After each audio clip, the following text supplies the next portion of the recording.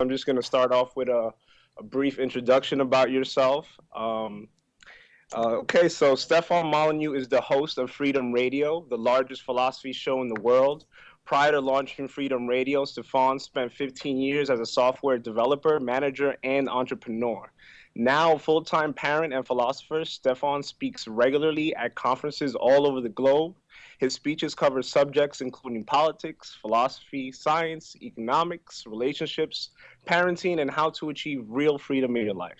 With more than 2,700 podcasts, 10 books, and 65 million downloads, Stefan has spread philosophy to listeners throughout the world.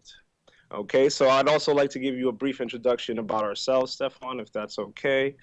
This is Students for Liberty at Queens College. We have approximately about 20 students present here, and students from Columbia University as well. We basically work to harvest an intellectual discussion on campus about freedom and what freedom means, liberty and what it means as well. So now we're gonna basically, we have a queue here with students who want to ask you questions, but I would like to get the ball rolling just to set up the tone. I wanted to ask you basically, so a lot of people question, anarchism. They usually run off and say, oh, anarchy, if we have anarchy, we're going to have a chaotic world, we're going to have a violent world, and there's going to be disorder, no organization whatsoever. When you talk about anarchism, what do you mean? What do you mean by anarchism? And is it consistent with these ideas? And if not, why? Well, thanks. I just wanted to mention that it's not Freedom Radio, it's Freedomain Radio, Freedomain. No problem, though. So Freedomain Radio is the website, or youtube.com/Freedomain Radio. So anarchy is one of these really difficult words that I refuse to abandon. I would rather resuscitate the the victim than let it lie fallow. And anarchy technically simply means without rulers. All it means is without rulers. And people forget the R, not the first R, the second R. So they don't say, well, anarchy means without rulers. They say that anarchy means without rules. And that is two fundamentally different things. So without rulers and without rules are very opposite concepts. I would argue, and I think a lot of anarchists would argue, that when you have rulers, you don't have rules. So for instance, right, Obamacare has been modified hundreds of times since it was passed by Congress. You have rule by fiat, you have rule by decree, and contra the entire Constitution, you have exemptions from the law that are handed out like candy to Democratic favorite groups, unions and so on. Even the IRS, which is responsible for enforcing Obamacare, the unions there are desperately trying to get out of it. So if you look at something like Obamacare, you really have no rules. You have a command by fiat. You have the debt, which of course the young people in the room are going to be currently laboring under for the rest of their lives. I mean, tragically, you all are born into about $1.4 million in unfunded liabilities that you didn't vote for, that you didn't choose, that you didn't receive the benefits of. And that is no rules. Being able to automatically assign debt intergenerationally to people who've never signed a contract is no rules whatsoever. The Congress has gone to war, or the United States government has gone to war dozens and dozens of times over the past 200 years, and only 3 times has it ever actually declared war. And so the requirement from the Constitution is that the Congress declares war, but the president is continually committing U.S. forces and military hardware overseas without asking Congress. So here again, you have an example. There are no rules in the current system. Even if you look at the curriculum of schools, it's this, it's that, it's whole word learning, it's phonetic learning, it's Common Core, everything just changes all the time. So you have a situation of no rules. Rules are spontaneously developed to the mutual advantage of participants. I mean, think of something like chess, thousands of years old. The game is thousands of years old. There's no central chess authority. People who want to play chess just agree on the rules, and that's how they play. And if somebody doesn't play by the rules that are advantageous or objective, then you simply don't play with them. Kids do it all the time. You go outside and you play, as kids used to do. I don't know if it happens so much anymore. I think it doesn't. But kids go outdoors and they play. And what you do when you have 10 kids is you say, well, what do you want to play? And you all negotiate to find something that works for everyone. And this is why the development of empathy and negotiation is really bound up with free play, unsupervised, non-adult time play for kids, particularly in the outdoors, where they get to arrange their own rules. So the anarchist argument is when you have rulers in a society, in other words, when you have an oligopoly, when you have a hierarchy, when you have a group at the center of society, like a government, which has the obligation to initiate the use of force pretty much at will, then you don't have rules. You have rulers, and you have the choice between the two. You can choose to have rulers, in which case you're not going to have rules. You're just going to have commandments by decree enforced at the point of a gun, arbitrarily changing, exploitive, or you can have no rulers, in which case society can begin to spontaneously develop mutually advantageous rules. Does that help at all as a sort of introduction? Yes, yes, thank you. That was very informative. I'm going to transition over to Kai, who wants to ask you a question as well. Okay. Right, so Sorry. that's fine. Hi, Stefan. Hi. Okay, so first and foremost, I'm kind of obsessed with you, and I have to thank you. I know, no, really, but I've actually called into your show a few times. I am currently at Columbia, and I called into your show, but I have to get up early, so I always had to like hang up because I was always at the end of the queue. But basically, I found libertarianism and voluntarism through you. A few years back, I read Real-Time Relationships off of Free Domain, the website, and just so you all know, all of his books are free and they're amazing.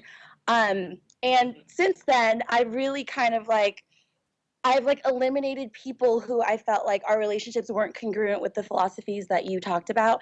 And since then, I can definitely say that my quality of life has improved dramatically.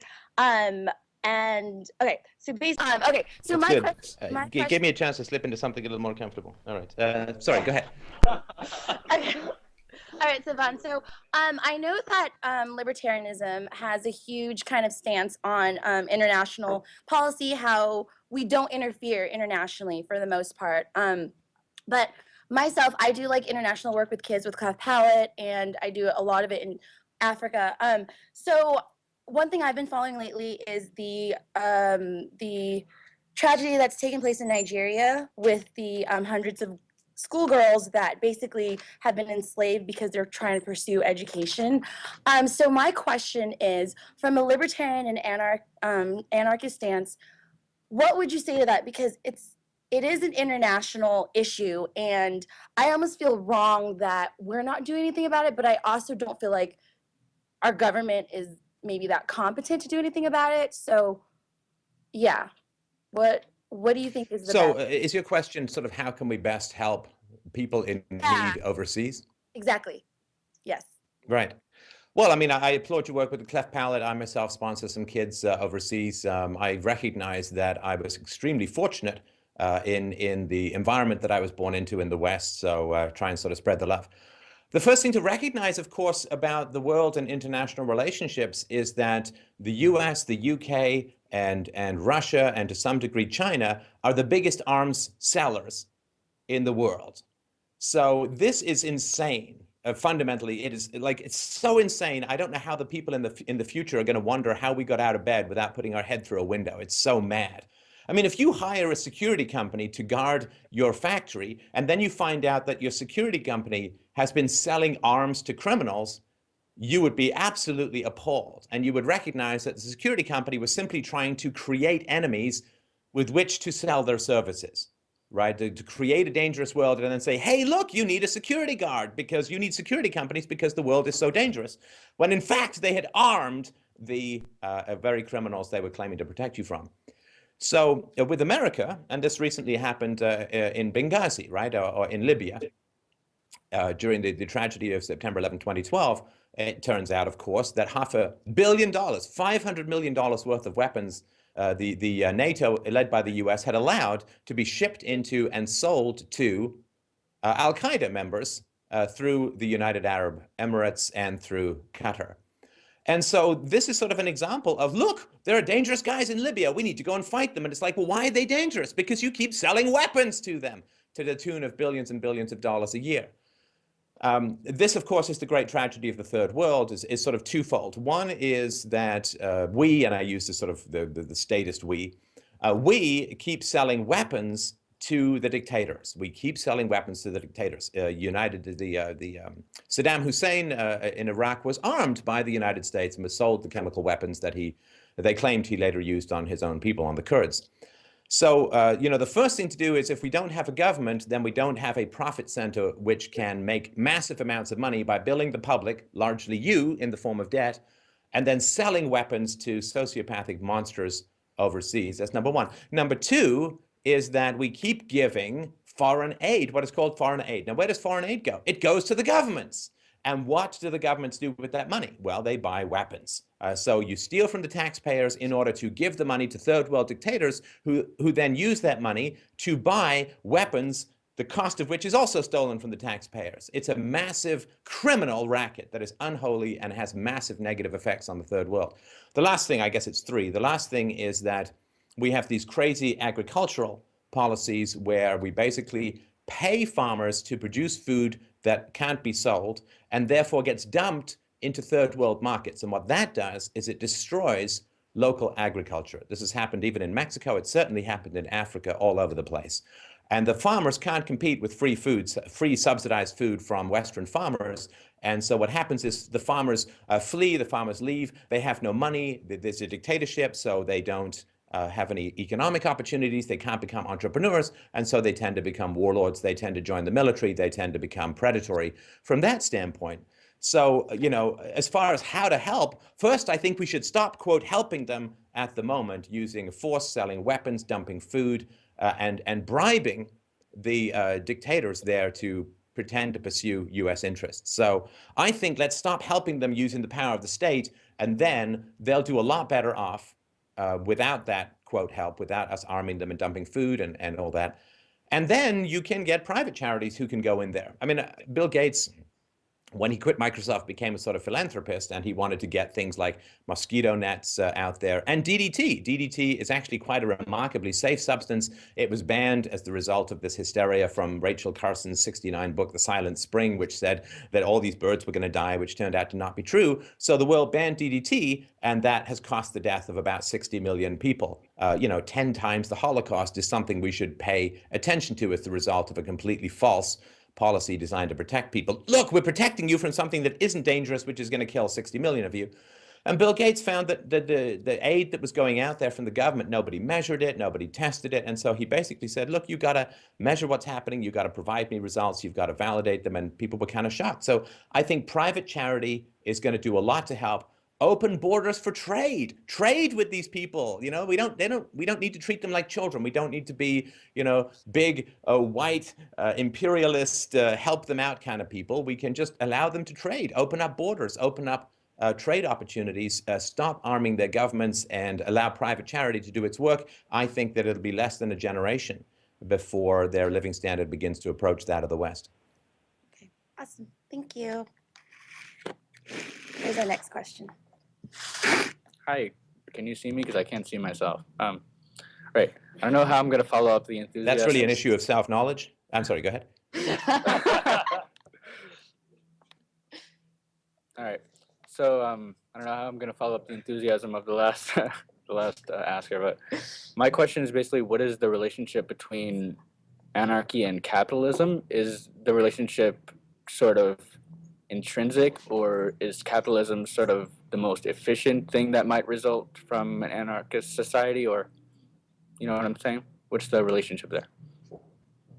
Well, I think that there is efficiency in capitalism, but I don't think that's fundamentally why anyone pursues it, because it's really not very efficient for politicians. Capitalism is really not efficient for politicians because capitalism is foundational on two principles, which I would argue morality is foundational on. The first principle is called the non-aggression principle, which is you should not initiate force against other people. I mean, if some guy's coming at you with flaming lightning shooting nunchucks, then you can, disable him in some way, shoot him in the leg or something. But you can't initiate force. Self-defense is fine. You can't initiate force against others, which eliminates government. I mean, you say you can't initiate force against others. Sorry, you cannot morally have a government. Government depends upon the initiation of force in the form of taxation and tariffs and laws which are not specific around self-defense and trade barriers, subsidies, debts, fiat currency, you name it. It's all the initiation of force. You and I go and print our own money. We're counterfeiters. We go to jail. The Federal Reserve does it, and they get respectful editorials in the New York Times. So it's all complete nonsense. So when you get rid of the initiation of force, you get rid of government. Through the initiation of force, through the rejection of the initiation of force, you also create the boundaries of property rights. Property rights rely upon self-ownership. You own yourself, and you own the effects of your actions, right? So if I go and build a house, I have created that house. The house belongs to me. If I go out and strangle a kitten, I have created the death of that kitten, and the moral blame then falls on me, right? If some guy strangles a kitten, we don't throw his hands in jail. We recognize that his brain controlled them, and he's responsible. So self-ownership, owning the effects of your actions, which are property rights, and the non-aggression principle, all combine in one tasty Sunday-based souffle to create the opportunities for a free market. Now, capitalism always sounds like you have to. You have to go and work for people. You have to accumulate capital. You have to invest. You have to be an economic agent. None of that is true, any more than if the government forced people to get married to each other, and then we said, hey, let's not have the government force people to get married. They can choose to get married, to not get married, whatever. You'd see a whole multiplicity of marital arrangements, and people would choose to go in and out of them as they saw fit. So when you have a free society, you can have communes, you can have collectives. People can, in the sort of zeitgeist, what they call the resource-based economy, they can get a whole bunch of land and they can create their Marxist mommy tit robot cities as much as they want and see how they work out. Nobody is going to compel you to engage in market-based activity or to buy and sell or to trade. You can go on barter. You can call what's called agorism, which is fundamentally not using currency for your exchanges. You can do anything that you want, but you cannot initiate force and you cannot violate property rights in a free society. So does that help at all? Yeah, thanks. Who wrote the third one? Oh, okay. Hey, Stefan. Sorry, you've gone pretty quiet. Can you hear us? Oh, yeah, that's better. Okay. So my question is, how would anarchy handle the issue of a violation of private property? Okay, so the way, I mean, everybody wants to be protected against something like theft, right? So let's just say someone, like I buy a car. Well, I'm going to have insurance probably for that car. In fact, the people who create the roads and maintain the roads would probably require me to have insurance as to gain the right to use their roads. And we do this all the time, right? You go rock climbing, you sign a waiver that says you're not going to sue and all that. So you can enter into sort of temporary contractual arrangements with people so that people say, look, if you want to use our road, great, go for it, you know, have fun, but you got to have insurance. So you're going to have insurance for stuff like that if it's economically efficient, right, which it probably would be. And you also will have insurance against your car being stolen. Now, if somebody comes and steals your car, then you call up your insurance agency, and the insurance agency says, oh, bummer, man, sorry to hear that. You had your car stolen, and they kind of leap into action. Maybe it's got a GPS embedded in it, which will cause your insurance costs to go down because they can always find the car. And if you want the privacy, you just pay more, right? Because then it's harder to find. And you can also have a GPS that would only talk to the insurance company only after you initiated a claim, you know, all that kind of stuff. And they would then go and find the car. Now, they either find it or they don't. Now, if they don't, they just give you the money back to buy a new car, and that's the deal. If they find the car, and let's say they find a guy named Bob who stole it, then they go to Bob and they say, look, Bob, you're in possession of a car. And he's like, oh, you know, I stole it or whatever. Let's just make it as easy as possible. Well, then he obviously has to return the car and he has to pay restitution. Now, if he doesn't return the car and he doesn't pay restitution, then morally, the insurance company, or what I call the dispute resolution organization, since it's more than insurance, would have the right to go and get the car by force, right? Because the car had been stolen and you can, you know, it's the initiation of force, it's fraud, and therefore you can go and get the car back because it's actually yours, right?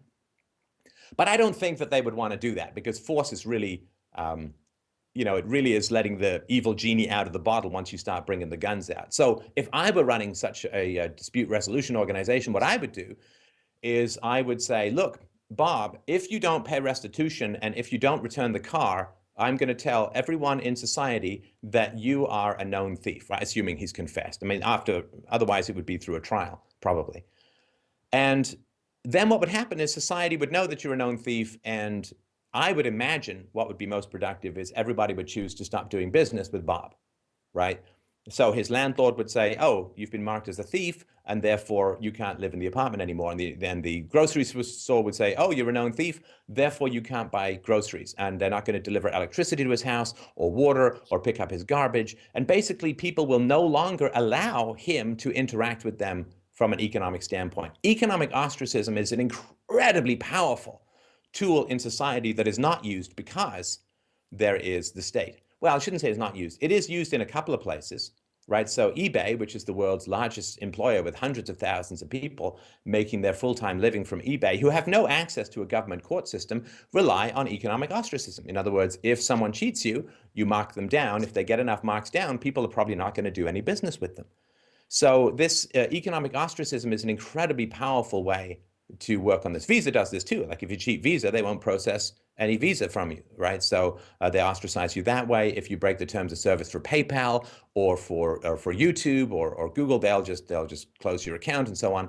So economic ostracism is a very powerful way to deal with violations of persons and or property. And I'll try and keep this as brief as possible. I know we've got lots of questions, but I think that we won't need to worry about this in the future. I know that sounds all kinds of utopian, and hey, you just snap my fingers, human personality and nature changes, and my system works, right? But that's not what I mean. What I mean is, right now, scientists are currently debating whether to destroy the last remnants of the smallpox virus. Why? Because it's been eliminated from the world. Smallpox in the 19th century was 19th century and previous 10,000 or 100,000 years was a huge curse and a plague on humanity, like polio. Now, we don't worry about polio, we don't worry about smallpox because we have inoculations and they've been eliminated from the human population as dangerous. As far as violations of persons and properties go, we know scientifically what the way to prevent these things from occurring is, which is simply you treat children with respect, you don't treat them with violence, you treat them peacefully, you raise them without spanking, you raise them to negotiate, you raise them without aggression, without yelling at them, without intimidating them, without using your size, strength, and power and legal authority to force them to comply to your wishes. If you raise children peacefully, then they will not be thieves, they will not be violent. They will not be rapists or murderers. They won't assault people. They're very unlikely to become any kind of addicts. And so right now, we don't have any social agency that is going to profit from improved parenting.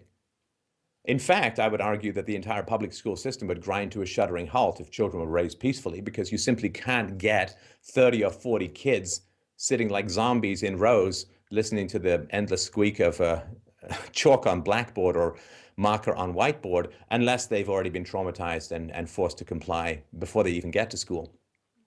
But in the future, of course, since these dispute resolution organizations will only make money, or will make the most money if people don't commit crimes, then they will be, I think, quite proactive in trying to help people be better parents and offering them discounts on insurance for their children if they attend parenting classes and if they can talk to the kids and say, how's your parenting going? So, I really hope, and I think that the most fundamental way to maintain a free society is to have economic entities that are invested in peaceful and positive and negotiation-based, respectful-based parenting. And then it's true, a few people will go off the rails. They'll get brain tumors or struck by lightning, or they'll get some sort of concussion, which will change their personality.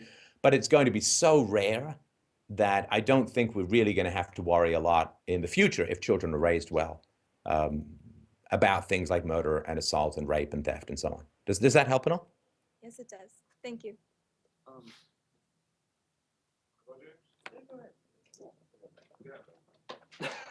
I guess Nick is I just after kind of have a couple follow-ups. My name's James. Sure. All Just right. one at a time, because I'm old. Well, it's just really one. Like, I like the idea of anarchy, but like when we were talking about Bob and like economic sanctions against him, what happens if he has a lot of friends and they have a lot of guns? Like, isn't that like the formation of another like state, like the seed of it happening?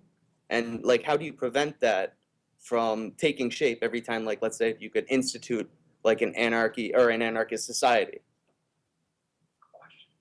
Okay, so what you're saying is that Bob is like a complete sociopath, and he has lots of friends who are also sociopaths, and they want to take over society? Yeah, like the guys down on Mulberry Street in New I'm York. sorry? But like the mafia. Well, no, first of all, the mafia is a creature of the state. The mafia is not a creature of freedom, right? So there was no mafia in America in the 19th century. The mafia came over specifically when alcohol was banned, right? That's when the mafia came over. This is when Al Capone and all these guys came over, was during Prohibition. They came over, the mafia came over from Italy and from Sicily. And the mafia makes money because the government is interfering with peaceful trade in terms of drugs, in terms of alcohol, in terms of gambling, and in terms of prostitution. That's it. So the mob is a shadow cast by the state. When the state bans things, then it drives up the profit and the danger of supplying those things, and therefore, people who are immune to fear, in other words, sociopaths, can work very nimbly and very well in those areas, and then they can bribe the cops and all that. So you can't sort of say, well, what are our concerns about the mob in a free society? Because the mob is always and forever a product of the state, which is, of course, itself a kind of mob as well. Just anyone who'd So first of all, these people have to exist. In other words, they have to have been raised so brutally and so abusively that they have become sociopaths. And, creating a sociopath is tragically not that hard.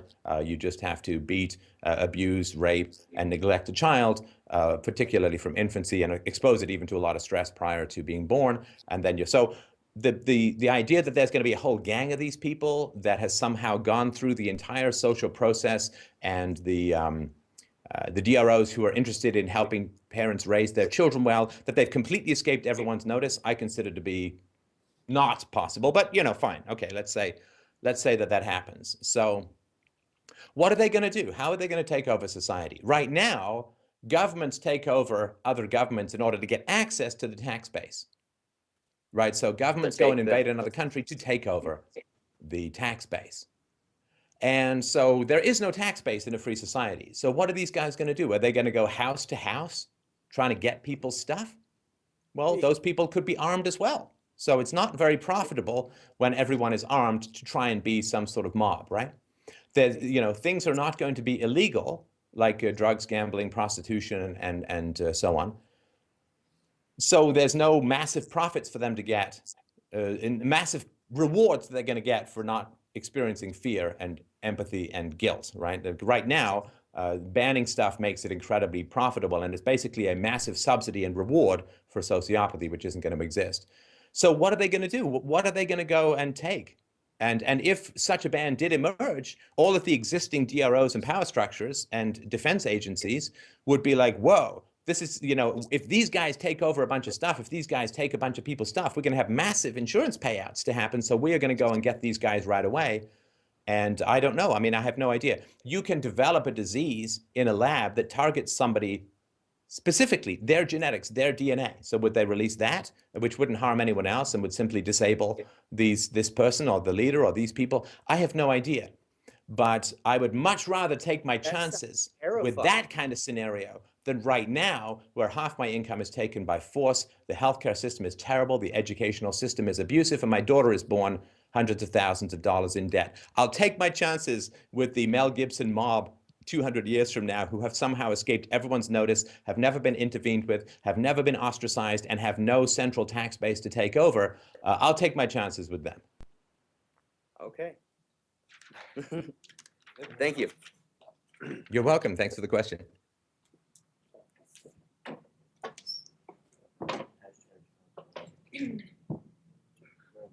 Hello. Hello. Okay, a few things. Well, really one thing, but first I just wanted to preface it by saying that I agree with you that Mel Gibson is a sociopath. I caught that, and I thought it was a very good reference. But beyond that sort of thing. You mean, this means I can't use the phrase sugar tits in this entire conversation now, right? Let me just make a note of that. Yeah, no, definitely keep that written down. Beyond that, I also agree with you with a lot of your criticisms about the state and about the atrocities that are committed through the state, and not only internationally but here domestically.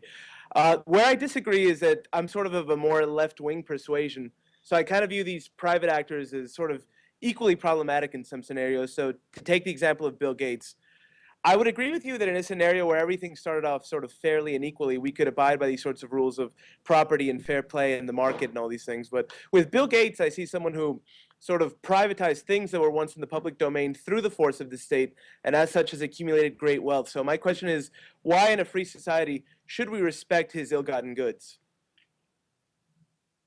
You mean why would so Bill Gates gets a lot of his money through selling to the state and also through copyright and patent protections, which I don't believe would ever be enforced in a free society. And I think are one of the major blocks to human progress is patents and copyrights. So is your question, how would we deal with wealth that had been accumulated in a status society when we became a free society? Yes. I personally would not want to go in and steal or initiate force against people. You'd have no way of redistributing that money back to its original owners. You don't even know who those original owners are. The beautiful thing about a free market is it generally transfers money from incompetent people to competent people. And so, it used to be called, rags to riches to rags in 3 generations. Like the immigrants come, they make a lot of money, and then their kids are lazy, and they blow all the money, and they're poor again, right? So family fortunes are maintained through the power of the state. If you look at the Bush fortune, the Clinton fortune, the Rothschild fortune, they are all maintained through the power of the state, particularly through central banking. So in a free society, I'm not worried about people who have made their money unjustly prior to a free society, because very quickly they will have that money transferred to more competent people. People who have made their money through the state, and that is the majority of people who are rich these days, they've made their money through the state. I mean, even movie stars, right? One of the reasons they make their money is everything's copyrighted. And so those people have developed skills like people like Bill Gates or those people, they have developed skills, sometimes unwillingly, around buying congressmen, around gaming the system, around dealing with patent trolls or being patent trolls themselves. Those skills are going to be completely useless in a free society. It's like learning how to sing in a register that only dogs can hear. There's no audience of canines. You're kind of out of luck. You're just annoying people and breaking their wine glasses. So I don't care what happens in a free society. Very quickly, the money is going to go out of the hands of incompetent people. If their prior competence has been gaming the status system, when that's gone, forget it, It's like being a gymnast and then suddenly going to Venus, right? It's kind of Venus is the same size. Like being a gymnast and then suddenly going to Jupiter and not having as great a time because you've adapted to one environment, now you're in a different environment. So all the people who have gained their money and power through the state, let them have it. In a free society, they will quickly dribble away through their fingers and go into the hands of more virtuous people. As far as equality goes, we're not equal. People are not equal. It's a fundamental reality. In a religious context, people say, well, everyone's equal because there's a soul. But philosophy doesn't really recognize the immaterial, and it just has to recognize that people are different.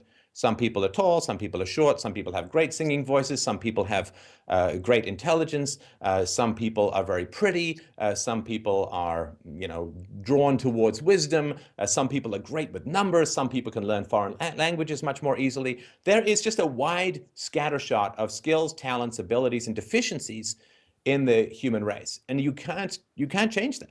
I mean, I guess you could try and force, like that old bed in the ancient, what was it, Diogenes, that old bed that you had to stretch people out who were too short and cut the legs off people who were too tall and try and fit them all in the same bed. You can't fix that problem. I don't even think that it's a problem. If everyone was the same, then, nobody would be headlining Vegas and nobody would be cleaning houses. So we are different, we are born different, and we all make different choices about how hard to work. Some people choose to take it easy, and I think that's fine. Other people like me have been pretty much workaholics, and that's fine too. So I respect people's choices. I respect the biological and genetic diversity of the species, and expecting everyone to end up with the same stuff is, I think, it's utopian. I think it's anti-biological, anti-empirical, and therefore unachievable. Thank you. Violet.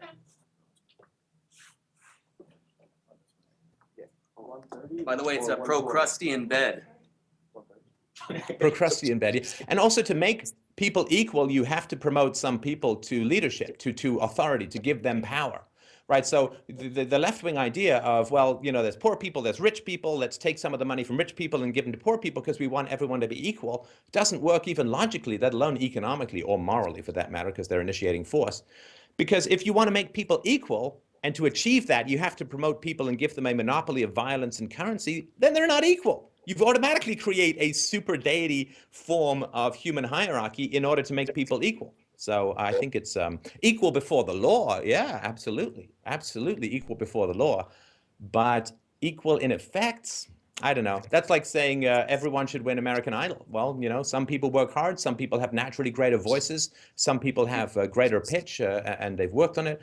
Some people are more musical. You know, some people are going to win. And that's how you get the best quality to the people. Okay, I guess my question is like bringing it back to what we were discussing before. It's like a human rights question. We were like the first question talked about like issues in other countries, but what if we have issues closer to home? That if we know that there's people suffering, like if there was a group that was kind of like a cult, like FLDS, or like especially like religious cults that have like almost like a moral standing to justify what they feel to be right. So like don't we think that there should be like a state responsibility to handle those kind of issues?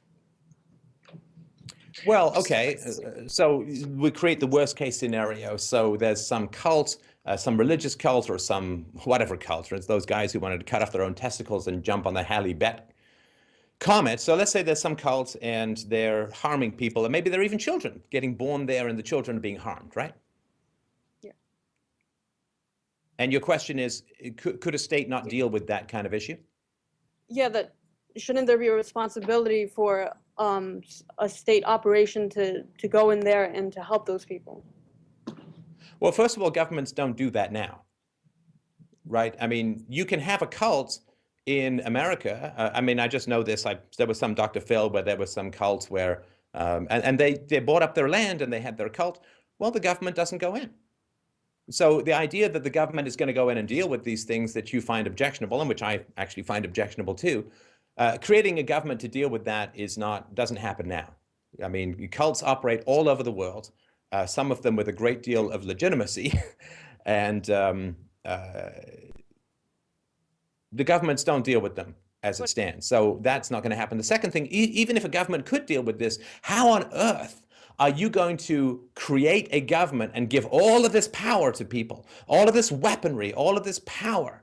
There's armies, the police, the prison system, the court system, the taxation system, the debt system, and most likely a fiat currency or central banking counterfeiting system. How are you going to create this giant monolith of power and then say to it, now only deal with cults that I find wrong? Well, They're not going to do that. The moment you give people this kind of power, they're going to start using it to punish their enemies and to reward their friends, to enrich themselves and to impose their wills on everyone else. Political power, and this has been shown in repeated psychological studies, political power is incredibly addictive. It is more addictive than cocaine, which kind of makes sense. Like evolutionarily, the ownership of other human beings was incredibly profitable, gave you lots of money, it gave you a harem and so on. So we're kind of biologically driven to have power over others, which is why the moment you give a state, you're basically, bringing a distillery to a bunch of drunks. You're basically bringing cocaine to a bunch of coke addicts and then saying, now be responsible. It's not going to happen. People lose their minds when they go into politics. Like they literally become insane, which is why people do incredibly stupid and risky stuff, which is why they start wars, which is why they lie so easily. They go mad. They're addicts. Political power is a dangerous addiction, well, the most dangerous addiction that I would say, because at least if you're smoking crack, you're only harming yourself, but with political power, you're destroying the world. So the idea that you can create a state which is addictive and a mind-altering substance of concentrated violence, and then say, well, it's only going to do what I want it to. It's just like those old stories where you summon a demon and expect it to obey you, and it ends up ruling you. That is how it works. You might want it to just deal with cults. Never going to happen that way. It's just going to continue to roll, continue to aggrandize, continue to build its power base, and continue to lie and manipulate and buy votes and just trundle along. That's the nature of this kind of power. Okay. Alex.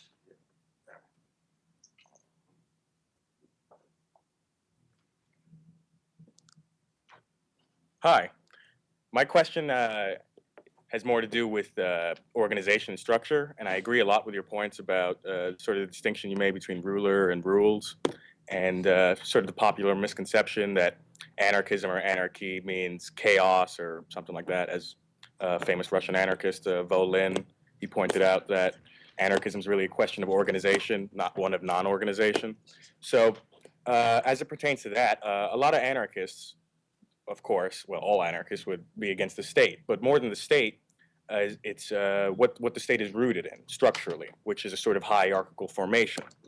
Given that many anarchists would also be opposed to capitalism on the same grounds, with top-down structure, how do you respond to that? How do you respond to the point that capitalism is an inherently, or is a hierarchical structure and is thus not consistent with anarchy or anarchism? Well, I mean, I would just say that they don't understand anarchism and may, in fact, be idiots. I hope that none of them are in the room, but they may just be idiots. Right here. Look, Bakunin said, who was a famous 19th century anarchist, who was, I don't think, any particular friend of capitalism, he said, so I'm an anarchist. Does that mean I reject authority? Of course not. I bow to the authority of the man who makes my shoes because he's way better at it than I am. So hierarchy in terms of authority, yeah, I go to the dentist and she cleans my teeth. I don't sit there at home with, a fork and a laser saying, I'm sure I can get these guys pearly white. I submit to the authority of the people who build my house or who maintain my car. They say I need something, I might get a second opinion. I submit to the authority of my doctor. And right, so the fact that there's hierarchy in human society, that there's expertise and that there's obedience to that expertise if freely chosen, that's called the division of labor. And if you want to get rid of hierarchy, then you have to get rid of parenting, right? Because parenting is the ultimate hierarchy. I mean, my daughter is 5 years old and she can barely do a damn thing for herself yet, right? I mean, other than Xbox and tablets, right? She can't cook her own food. She can't go to the grocery store. She doesn't have any money, right? So I am an authority with regards to her. And, until children are born fully grown, that's kind of how, that's kind of how it's going to be. So people who say, well, I am against capitalism and I'm against the government, don't understand the moral basis of anarchism. Anarchism is the inevitable result of the non-initiation of force, the non-initiation of force. And if I set up a lemonade stand in front of my house and I say, lemonade, 10 cents, and people drive by and they don't take my lemonade, they don't give me their dime. Have they initiated force against me? Absolutely not. If people stop and they say, yeah, I got a dime and I'm pretty thirsty and that lemonade sure looks good, and then they give me the dime and I give them a cup of lemonade and they go on in their way, has anyone initiated force against anyone else? Has there been any fraud, any deception, any theft, any violence, any rape, any murder, any assault? Absolutely not. If I find a woman attractive, I ask her out, she can say yes, she can say no. I'm not initiating force against her. We get married, we don't get married, we have kids, we don't have kids. Nobody's initiating force against anyone. So if people want to get together and combine their skill sets to offer a service, there's nobody who's initiating force. As long as they're not using force to compel people to consume that service. If I go start a restaurant, I can't build the whole damn thing myself. I can't cook the food and be a waiter and seat and do the taxes or do the books, whatever it's going to be in a free society. I can't clean it. One person can't run a restaurant. So let's say 10 people run a restaurant and they put ads out and they say, come eat at my restaurant. Well, they're not initiating force. They're simply offering a service, right? Yes, they used to say, run your flag up the pole and see who salutes. Well, it's not really an example of voluntarism, but so people come into my restaurant or they don't. They come in, I serve them their food, they pay, they leave. It's all voluntary. So the idea that you'd sort of be against the free association of people from an economic standpoint, whatever that results in, is it going to look like what there is now? No, we don't have capitalism now. We haven't had capitalism really ever in the world fundamentally, but there have been different degrees. But capitalism is where nobody's initiating force, or at least a tiny minority of private criminals are initiating force, and the vast majority of people are respecting that. We've always had governments, we've always had taxation, we've always had wars, we've always had debts, we've always had coercive control, and companies have always tried to go to use the government to gain resources because that's what they have to do. And if they don't do it, they go out of business, and the other guys who do it end up running the industry. So people say, well, I'm against rulers. Fine. Well, somebody who opens a goddamn restaurant is not a ruler of you. They can't sell your children to foreign banksters into economic slavery. They can't goddamn well start a war on your behalf. They can't force you to pay for the indoctrination of your own children. To name a few of the many crimes, they can't force you to pay for arms that they're going to sell to criminals. They're just a restaurant. And so people who say, well, I'm against the state and I'm against capitalism is like saying, well, I'm against forced association and I'm against free association. So what the hell kind of association are you for? Psychic association? Vulcan mind melds? Group hubs in another dimension? No, it's either forced association or it's free. There's no other kind. Okay, well, what I mean specifically... Wait, can you hear us? Stefan? Yeah, go ahead. What I mean specifically is the way a given social formation is structured. I don't mean necessarily a doctor having authority because they have some sort of knowledge or expertise. I mean, for example, a workplace being governed in such a way where, let's say you have 50 workers and only one person is the owner. And that person has all the authority, and say the other 49 people there do not have any say whatsoever. Isn't that against the principles of anarchy in the sense that people do not have a way to participate in the social formation that they are a part of? Wait, sorry. So, okay, so let's say I have a factory. Yeah. How do I have all the authority? Because you own it. Okay, let's say I own it. I still don't understand how I have all the authority. You own it, and people there, because there's chronic unemployment, because even under conditions of full employment, there will always be people unemployed, have to stay there and work. And on top of it, Why do people have to stay there? Because they depend on it for their livelihood.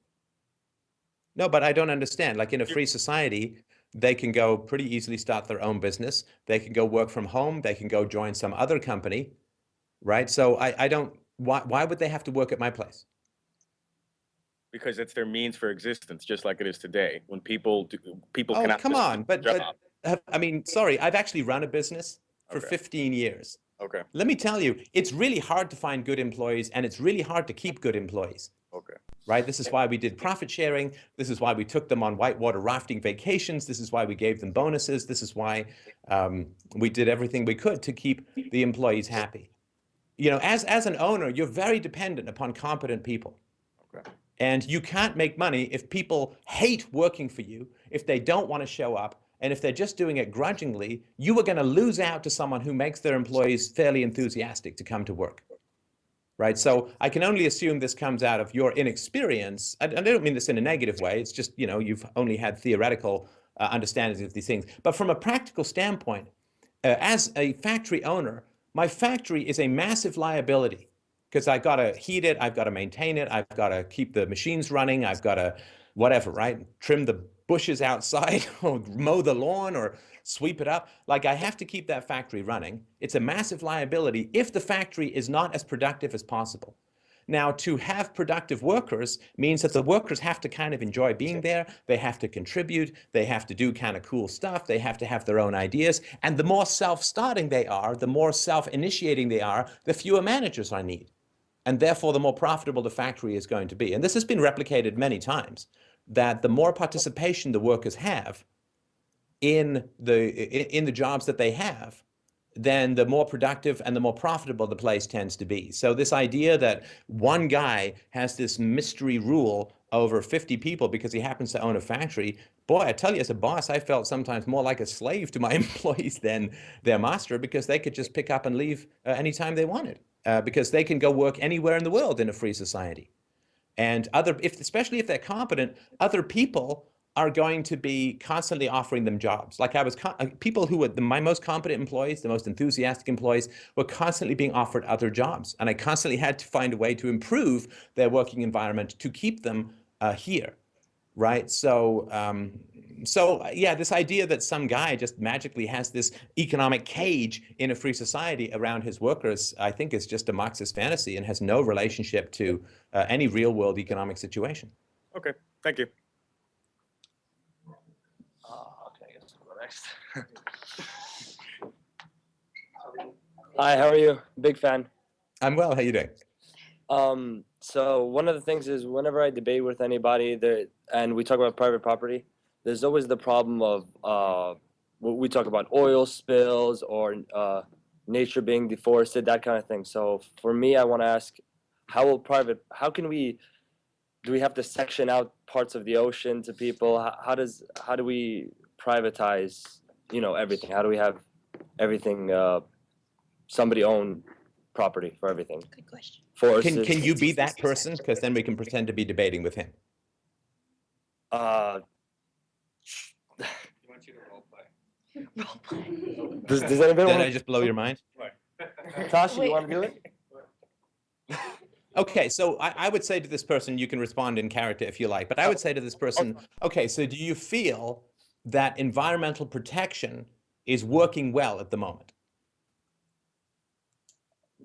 Yes, says the pretend person. Yes. So the pretend person would say yes? Yes. Okay, and then I would say, so then we don't have a problem with global warming, we don't have a problem with deforestation, we don't have a problem with military activity throughout the world causing massive environmental destruction and degradation, we don't have the use of depleted uranium shells in the Middle East, and we don't have that kind of stuff, right? So we don't have oil spills. So right now, we don't have any problems with environmental management. So I guess the answer is no then. Right, so no, that it doesn't work right now, right? It's certainly not ideal right now. Because, and this is really important so people say, well, how would this work in a free society? And they kind of have this weird belief that it's somehow working now. Like, how would the poor be taken care of in a free society? Are they really being taken care of now? Absolutely not. I mean, 1 in 5 people, 1 in 5 families in America has no person working. The amount of human capital, potential, work ethics, and habits and educational requirements that are being destroyed is staggering. And of course, they're running into debt. They're living in these terrible societies, ghettos. Kids are going to terrible schools, so they're not being taken care of at the moment. So there's this weird thing like, how would a free society do as well as the government in taking care? Like we were talking with the lady earlier about the third world, right? Well, how's it happening right now? It's terrible. So when it comes to environmentalism, and there's a lot to talk about, and I'll keep this brief. First and foremost, fiat currency drives economic consumption. People buy stuff because, to some degree, because their money is melting in their hands. It's turning into powder. It's bursting into flame in their hands. Because when you print more money, you get inflation, right? And prices of everything goes up. So people have to buy now because their money's worth less next year, which is one of the reasons why there's such rampant consumerism in countries with central banking. So privatize the currency, and immediately people will be rewarded for not buying now because their money will generally gain in value over time, like Bitcoins do. They gain in value over time. And so people will defer purchases because they'll, nobody wants to buy a computer because 6 months from now, the computers are going to be way better, right? So that's one thing to do. The second thing to recognize is that the best way to maintain the value of something is to give it to someone. Right. I mean, we've all driven down streets, right? You see these nice houses. Then there's one lot that nobody owns, and it's a shit heap, right? I mean, it's got old shopping carts in there. There's like old oil drums and barbed wire and junk and crap and coffee cups because it's nobody's, right? So when something is unowned, its value tends to deteriorate because nobody profits from its ownership. The more stuff is owned privately, the better it's going to be taken care of. And so deforestation occurs when a forest company is only sold the logging rights and is not sold the actual land, right? So if you bought the right to pick apples from fruit trees, but you didn't buy the fruit trees themselves, you wouldn't care about maintaining the trees. You just go in and pick all the apples and be gone. It's the same thing with land, right? So in Canada, you can buy You can buy the logging rights, which means clear cutting, but if you buy the land rights, which is how it would work in a free society, then you always replant. In the same way that a farmer who buys land is always going to replant. It's not just going to take all the crops and then bugger off. Because whoever can replant can get a longer term, greater value out of the land, and therefore will be able to bid more for it, and the land will accumulate to those people. So sustainability is economically productive, is economically profitable. A renewable resource will always make you more money than a one-time resource, all other things being equal. So we want to privatize as much as possible, not just the resources, but the land itself. So I think that's important. Why are we so dependent on oil? Because after the Second World War, particularly in North America, but also in Europe, governments paid for all these roads, right? And they did that because they wanted to be able to move troops around in the event of a nuclear war or an invasion. And so we got this crazy car-centric culture because of governments. And what would that look like in a free society? I don't know. But that's another reason why we have so much environmental predation. Population growth, right? I mean, the more wealthy people are and the better educated they are, the fewer children they have, right? The best contraception is industrialization. And so we want to make sure that we contribute as much to the wealth growth in society, because then society has enough wealth to put scrubbers in the smokestacks and to recycle and all the kinds of things that are considered beneficial to the environment. So these are just a few ways in which our existing environment is being completely preyed upon with almost no sense of the future or for the future because of government policies and because of limitations on the private ownership of resources. So I'll give you just one last example.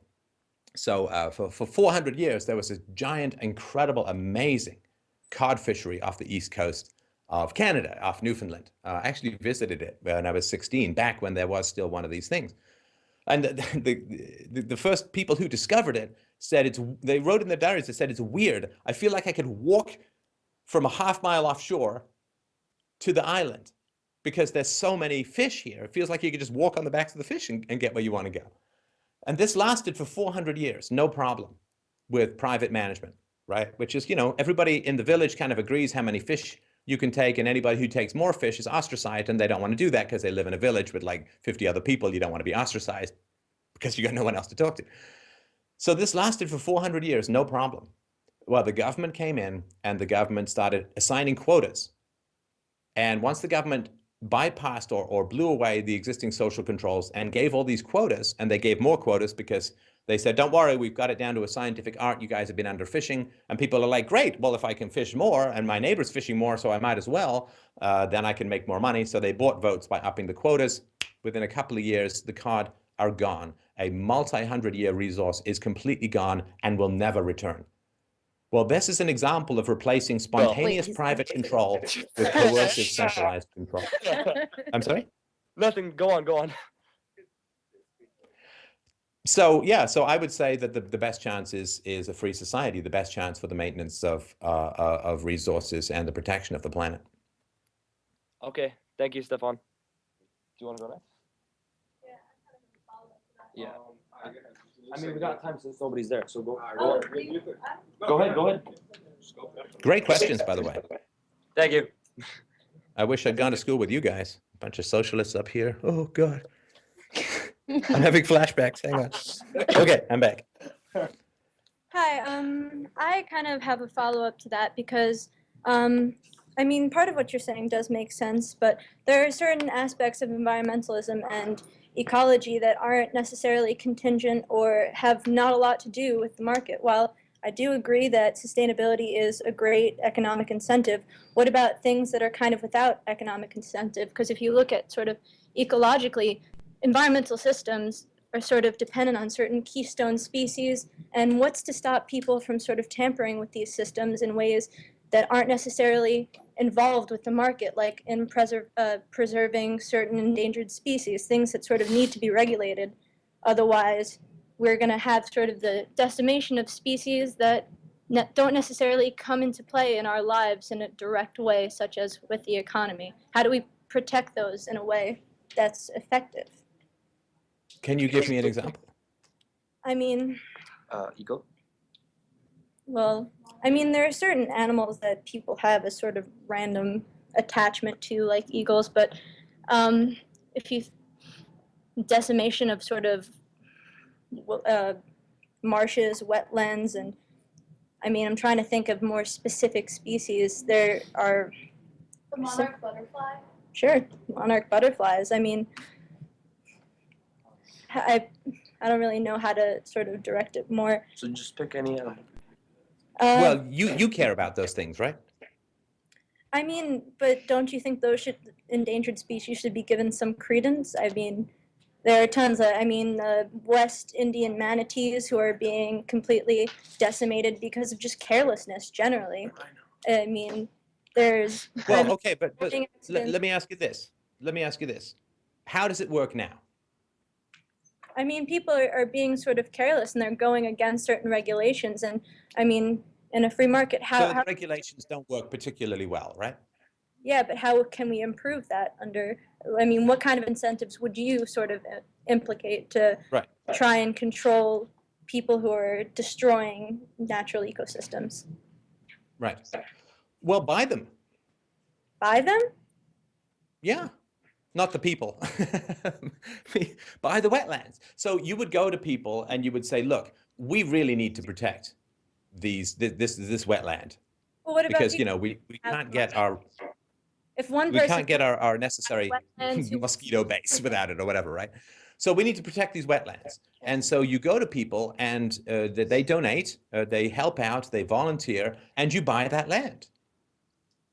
And then once you've bought that land, nobody can come and destroy it or build on it or anything because you own it, right? Yeah, I mean, yeah, exactly. What about, I mean, who has more money? Is the people who constantly need land to make products, people who want to decimate this land because they don't really care about the ecological integrity of the land. I mean, if you get outbought by someone who wants to sort of decimate it to build a factory on it, I mean, there's no real chance for you. The environmentalist doesn't have as much money as the active capitalist. You don't have the money. No. Okay, sorry. Sorry to say no.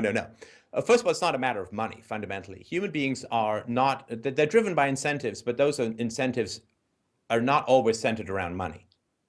So, I mean, nobody has kids as a profit center, right? It's ridiculously time consuming and expensive to have kids. It costs like $200,000 or $250,000 these days to raise a kid to adulthood. Why do people have kids? Because they want to have kids, they love kids, they want to share life, they want to watch a mind grow, they want to whatever, right? Mentor. So money is not the fundamental driver. If money was the fundamental driver, there would be no people, right? Because nobody would have kids. It's a ridiculous decision to make from an economic profit standpoint or But time. isn't money the fundamental driver when you're buying something? If you're choosing between two, all right. Well, no, what I'm saying is that it's more than just economic drivers that run society. So let's say if I wanted to buy up a bunch of wetland, first of all, who's going to want to build there? It's a marsh.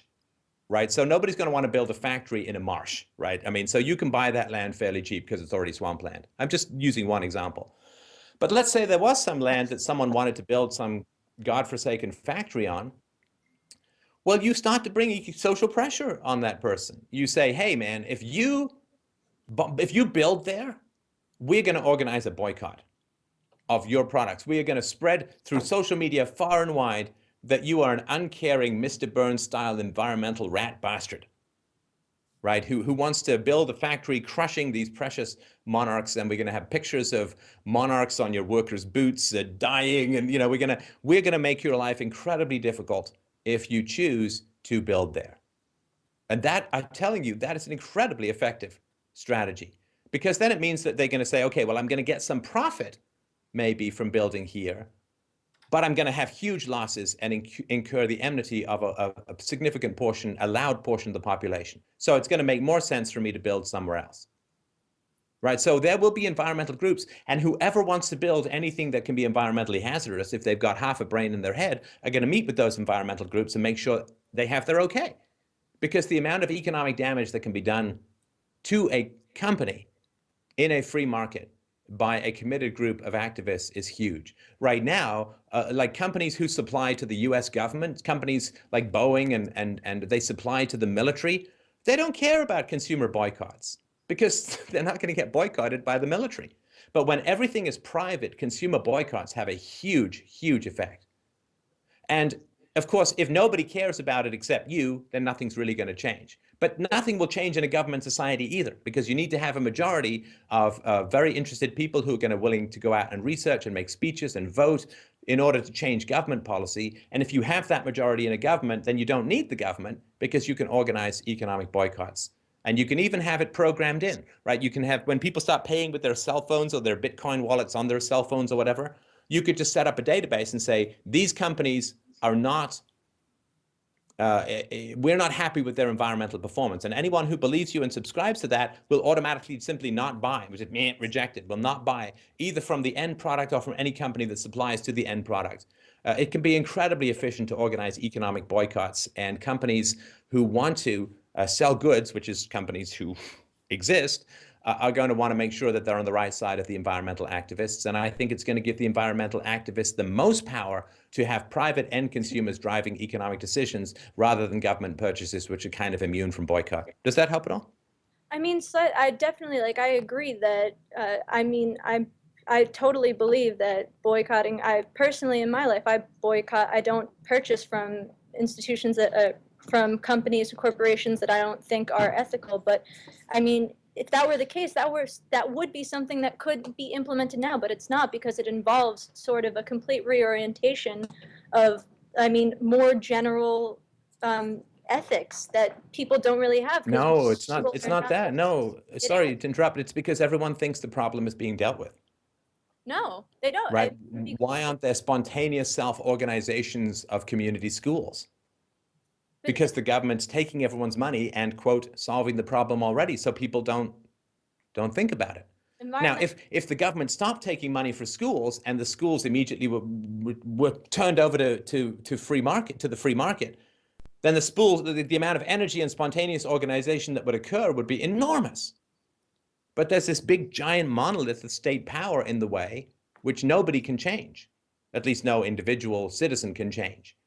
And so people just don't focus their attention on it. It's like, well, I'm paying my taxes, there's an environmental protection agency, everything's being taken care of, and maybe I'll just vote for a green candidate. And so there's this incredible sloughing off of responsibility that occurs when you have a government. People are forced to pay for the government solutions, and they then, therefore, it's very painful for people to think that they're being forced to pay for something that's terrible. So one of the things that they do is they ex post facto justify being forced to pay for stuff by saying, well, at least the kids are being educated. Well, I don't like my taxes, but at least the environment is being taken care of. And then they don't really give it another thought. Because the idea that they're being forced to pay for something that's harming children and harming the environment is kind of unbearable to people. But if you take away that state power, then people actually have to look for productive solutions. The huge amounts of human creativity are opened up. The government is this giant logjam in the eternal river of human potential. Take that away, and what can occur is amazing. But right now, people just shrug and say, well, it's there. I'm forced to pay for it. I'm sure it's doing fine. So I'm going to go watch American Idol again or something like that. Thank you. I'm late for a quiz. Sorry. Thanks. Okay, thanks. Quick final question. So based on the workings of the non-aggression principle and everything that's been said thus far, isn't everything that you're saying based on a reliance upon like a general agreement that human nature is inherently good? I don't think human nature is inherently anything. It's like saying, what's the shape of water? Well, the shape of water is whatever container or trajectory or friction it happens to be surrounded by. Mm-hmm. You pour water into a vase, it's a vase. You pour water into a cup, it's the shape of a cup. Human nature adapts to its environment. This is our fundamental strength and weakness as a species. So you grow up in Thailand, guess what? You're going to speak Thai and you're going to be part of the Thai culture. You grow up in New Jersey, you got a whole different story.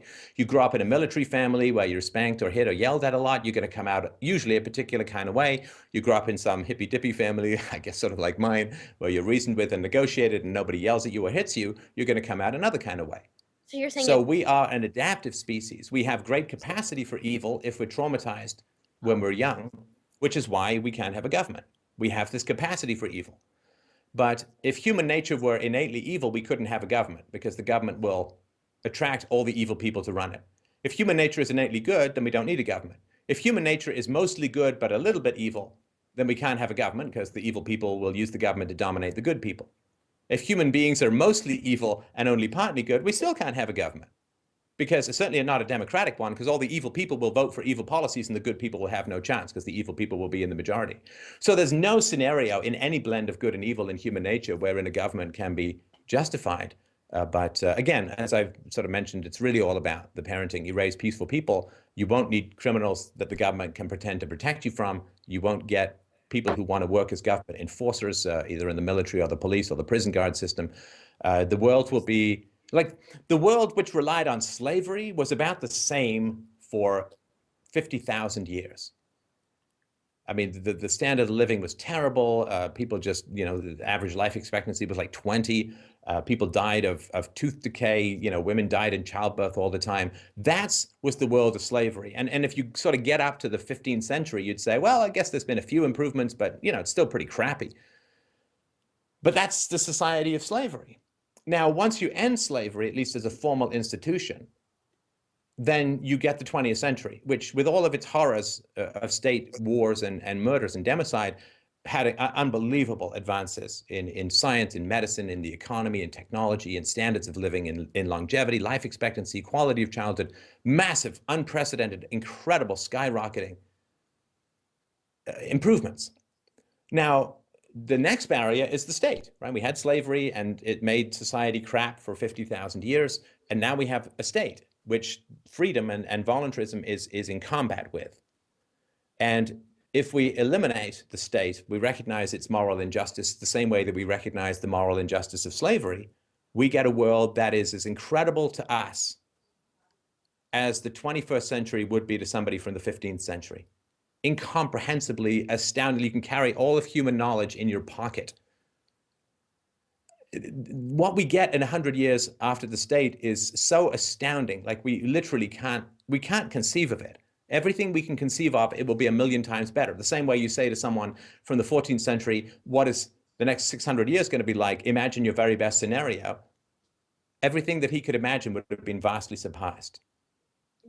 And so this is sort of my fundamental argument that the state is an immoral institution, just as slavery was. When we got rid of slavery, massive amounts of human potential and creativity were unleashed. It's the same thing is going to occur with the state. And let's not say that there's no sun because there's a few potential sunspots. It's sure better than the midnight we currently inhabit. Okay, just one more question. Thank you. Thank you. Thank you. Was that it? One more. Hi, Steph. How would you say the non-aggression principle and atheism relate? It's a good question. So the non-aggression principle is would include things like death threats, right? Like I can't say to you, listen, I'm gonna blah blah blah, right? And so you can't morally say that to children. You can't morally say, if you don't obey me, my invisible sky ghost is gonna roast you on hot coals and pee on your eyeballs for all eternity. Right? I can't go and threaten another adult with torture for failure to comply with my belief system. And the non-initiation of force is also the non-initiation of the threat of force, and the threat of supernatural force is by far the greatest threat that can be made. If I threaten to torture and kill you, at least you're going to be dead at some point. But eternal torture is something so psychotically immoral that to inflict it, particularly upon children, as a threat is it's immoral, it's wrong. You cannot morally tell children that they're going to burn in hell for failure to comply with a belief set. This is absolutely immoral. So that's number one. Number two is that in a free society, I cannot tell someone that they have an imaginary illness and then sell them a cure for a lot of money. Like if I say, oh my God, you have flibbertigibbets and that's going to kill you, but I will sell you the cure for $5,000 a year. Well, if there's no such thing that I can prove as flibbertigibbets, then I've just defrauded you to the tune of $5,000 a year. And so if someone goes to a child and says, you are born in sin, but I will cure that sin for a lifetime of allegiance and $5,000 a year paid to me, well, clearly telling children they're infected with an imaginary illness and then demanding allegiance and money when they get older for the rest of their lives is a fraud that we would not allow in the medical sphere in any way, shape, or form. right? I mean, if someone just came to my kid and said, oh, you have flibbertigibbets and it's going to kill you, you're going to die. Oh, and then be tortured forever, by the way. But obey me and I will snap my fingers, wave a magic spell and save you from this imaginary illness. We would recognize that this would be a pretty unholy, literally, thing to do to a child. So if you take away the moral legitimacy of punishment, of the threat of punishment, and you take away the moral legitimacy of telling the child that they have an imaginary illness called sin, and if you take away the abuse, say, of saying this greatest being in the universe died because you were bad, died for your sins, Jesus, and you take all of that away, and you also can't really promise rewards as well, right? So if I can't sell lottery tickets and say the reward will be something after you're dead, right? That would be wrong, because I can't promise anything like that, right? So if you take away rewards, you take away punishments, you take away threats, you take away guilt, you take away sin, all of that kind of stuff, then you have the challenge for religious people of attempting to convince their children of religion without being able to bribe them, without being able to threaten them, without being able to guilt them, without being able to manipulate them. It'll have to be just a straight factual argument with no emotional threats or bribes or consequences or punishments. I think that's kind of a challenge. So it is the initiation of force to threaten someone. It is fraud to bribe someone with something that cannot be proven and you don't possess. You don't possess heaven. You don't possess God's good graces. You can't promise that those things are going to occur because they can't be scientifically validated or anything like that. So belief in religion, everyone's allowed to believe in things that philosophy rejects, but to inflict it on others, particularly children who are dependent upon you and who do not have independence, either legal or moral or intellectual, whose brains are immature, is obviously wrong. If I ran a home for people who were developmentally handicapped mentally, and I told them that they had to obey the rules or demons were going to come and hit them with hammers while they slept, they would be terrified beyond words, and this would obviously be demonically abusive towards people whose brains were not mature. I don't see how applying that same line of thinking and quote argumentation to children is any more moral. Does that help at all? Yes, it does. Thank you. Wrap it up, Donald? Thank you. I have one last question, and we're gonna wrap it up after this one. Wait, sorry, we're gonna do some rap? Wait. No. Good one. Have I looked wider? Hang on. Let me just look at my video here. Okay, never mind. Go ahead. Hey, when you do rap, you just throw your hands up like this. No gang signs. Like that? Okay, so all right. All right, home fellows. Let's do one more question. Okay. So if I understand correctly, you're suggesting that human nature is neither good nor bad. However, a lot of your arguments are suggesting that there is some wrong and there is some right. So isn't that presupposing some sense of human nature being good, or there being some intrinsic quality of human nature? Because then in that case, it's like it kind of undermines a lot of what you're saying. Such a philosopher. Can you just clarify that a bit more? I'm not sure how to respond to that yet. Okay, so my understanding is that you suggested that human nature is neither good nor bad. But a lot of the arguments that you're making, particularly the state, the non-aggression principle, and that it's immoral, you're suggesting that it's immoral. Isn't making those arguments presupposing some intrinsic quality of human nature being good? So if not, it seems like it would be undermining everything you're saying. And I agree with you a lot. However, I'm very contentious of that. There has to be. Right. Okay, I think I understand. It's a great question. Okay, so let's say that I told you, and you believed me. Let's just say, let's make that easy. I said the world will be free when everyone speaks Swahili. Then we will have no war, no debt, no, everything will be free, and we can all ride unicorns to cloud castles of infinite pleasure for our daily bread, right? All we have to do is everyone has to learn Swahili. So if you believed that, what would our plan be? Learn Swahili. Yeah. Learn Swahili. You're thinking of those cloud castles. Yeah, I'm there too, man. Yeah, so you'd say, okay, well, we need to teach everyone Swahili, right? And that's how we get to a peaceful world. So we want people to negotiate rather than to either use force or submit to force, right? I mean, that's win-win negotiations is, you know, the sine qua non of a free society. So if we want people to negotiate, to speak the language of negotiation rather than dominance or submission, then clearly as parents, we need to teach children through negotiating with them rather than imposing power or imposing force or saying because I said so or because I'm bigger or just because, right? We always have to negotiate with them.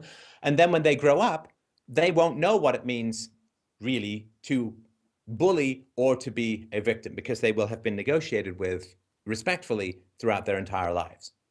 So they speak Swahili, if we sort of say negotiation is Swahili. And so my plan, or at least the plan that I proposed these many years, is we, you know, reach out with reason and peace to as many people as we can. And we focus in particular upon parenting, because freedom is like a language that we speak. And if you hit your children, you threaten your children, you say they're going to burn in hell, you use your might, your force, your authority, your hierarchy to make them do what you want them to do, right? A study, I'm just doing an interview after this with a man who just did a study that shows that children are hit almost 1,000 times a year in America on average. Well, by God, of course they're going to grow up worshiping the state and wanting and worshiping war and worshiping violence and being patriotic and bonding with authority figures and not having their own preferences and not knowing how to negotiate and bullying each other in schools. You're hitting children 1,000 times a year. When they're from 7 months old to 4 years was his study, right? So you can't possibly have a free society when you're trying to build on a population who've experienced that level of violence growing up. And to say that that's human nature is incorrect, because that's human nature when you hit children 1,000 times a year. That's what you call human nature. Now, if you can get parents to stop hitting their children, to stop yelling at their children, to negotiate with them, then what is human nature going to look like? It's going to look vastly different. Vastly different. And that's what we need to teach. The language that we need to teach people to teach their children and to learn with each other, which is why I have books about relationships and getting along and negotiating. That's the language we need. Once we can negotiate, then we don't need force. Once you can negotiate, you don't need to steal. Once you can negotiate, you don't need to rape. Once you can negotiate, you don't need to murder or assault or vote. And that's really the fundamental goal that I'm talking about. So yeah, there will still be occasional evils in the world. Of course. I don't know, nobody knows finally what is the link between environment and genetics when it comes to something like sociopathy. Maybe there'll be a few sociopaths born. Maybe, as I said before, people get brain damage or a brain tumor and they become murderers or serial killers or some, you know, because something is fundamentally wrong with their brains. Will there be capacity for human beings to do damage to each other in the future? Of course there will be. Absolutely. Will it be a hell of a lot less than now? You bet it will. Absolutely. Because it won't be legitimized, it won't be legal, and it won't be accepted as what is necessary for society to function. So we teach children the language of negotiation, we can get a free world. We teach adults the language of negotiation, and we reject people who want to dominate us through force, either directly through abuse or indirectly through the state. And then we can build a movement that can build a free society. But I don't think, given the current level of abuse that children are experiencing, both through religion, both through destructive parenting, which happens in so many families, and the public school system itself, which is incredibly destructive to children. There's no negotiation with kids in public school. And so until we start to really find ways around those systems or ways that children can be raised peacefully despite those systems, I think we're, you know, all the theory in the world won't put a single bullet out of a chamber. Awesome. Thanks a lot, Stephen. And we're gonna Stefan's pardon me. Stefan. We have a Stephen here that we call Stephen all the time, so he's also a huge fan of yours, so kind of like a subconscious thing. But nevertheless, it was a great discussion. Thank you a lot for being here with us. And actually, we have someone who wants to take a picture with you real quick. Everybody, You yeah. too, let's have everyone. everybody. Push You it mind back. taking a screenshot with us real quick? Wait, everyone come in. No, go for it. Awesome. Back it up, back it up. Anyone else? No. No? Oh my God, this looming giant Big Brother head in the background, is that? Yeah. Anyone else? All right. Command shift. Hold on. Where is it? Okay, Smile. let me know when we're about ready, because otherwise my smile is going to freeze. Okay, which? Oh, there we go. All right, in 3, 2, 1, go. Is that it? No. Hold on, that wasn't it, Stefan. Hold on. Command, Shift. You're really trying to make me look like a marionette now. We got it. We got it. You didn't smile. Oh, are you ready? Yeah, let's Go. do it again. 1, 2, 3. Wait. Yeah. Fail. We got it. No. Took like 4 or 5. It's Okay. okay. We're good. Is there nobody there with the pocket protector? Come on. All right, that'll be all, Stefan. Thank you. Stefan. All right. Thanks, guys, so much. Great questions. Enjoy your day and enjoy your youth. Thank you. Take care. Bye. Bye.